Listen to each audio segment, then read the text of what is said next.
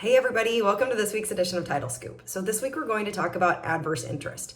We talked about wild deeds and wild instruments a few weeks ago, and those are a type of adverse interest. But today I want to talk a little bit about adverse interests that maybe aren't recorded, and if we become aware of them, what we need to do with them or how we need to handle them. So an adverse interest in general is someone or something, an entity potentially, claiming an interest in a property that, as far as the record shows, is not theirs. So when we become aware of those, that's when we have to handle them. Just like we talked about with wild instruments, we have protocols we have to follow. Same with if we find out that someone is claiming an interest in a property, we need to do something about it most of the time. So a title examination often reveals those adverse interests, again, if it's a wild deed or a wild instrument, but sometimes we find those outside of our actual search. That could be a physical inspection of the property. In a lot of areas, a survey might tell us about, like, say, a fence encroachment. If a fence from our neighbor is coming onto our property and they're claiming 5 feet into our property, that's something we have to call out on our commitment. Same as if we go and we inspect the property and we see that their shed looks like it's on our property. A survey would obviously verify or validate that information, but if we don't have a survey, we can certainly look at other things to see, is there an actual encroachment of someone else's property onto ours, in which case they may be claiming an adverse interest and we may need to do something about it. Maybe that's an agreement, and it's probably going to be some type of easement agreement if they're in fact doing that. But again, we have to call it out. The same as if there's a fence over our property line, we want to call that out as an exception on our commitment, because that new owner needs to know what they own and then who may be claiming an interest in the property that they do in fact own or being conveyed to. Another way that you can find out is sometimes people just say it.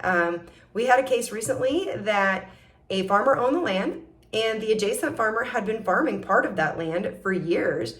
When the farmer who owned the land went and did a survey and found out that adjacent farmer had been using the land for all these years, well, he let the adjacent farmer know, and adjacent farmer promptly moved the stakes and decided to keep on farming.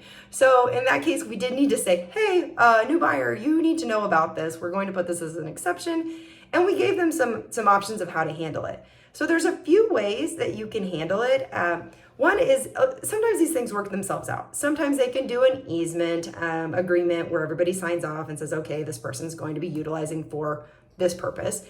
Sometimes we can get a quitclaim deed. If someone is claiming an interest in a property that is not theirs, when we look at the chain of title, getting that quitclaim deed just clears that up and gives us, the new owner some peace of mind that this has been handled. Another way is sometimes it requires a quiet title. It just depends on how extreme it is and how adversarial it becomes.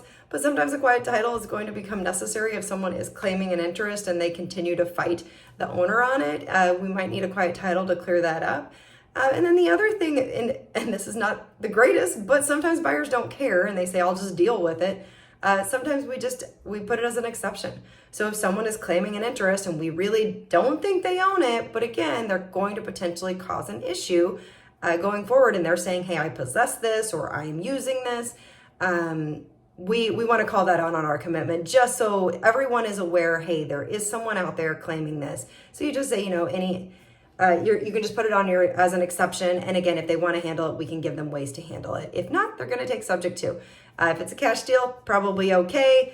If the buyer is aware and understands what they're taking subject to, if there's a lender, clearly they're not going to want to do that and they're going to make you take care of it. So with that, I'm going to call it a week. If you guys have questions, let me know. If you have other topics, let me know. Otherwise, we'll see you next week.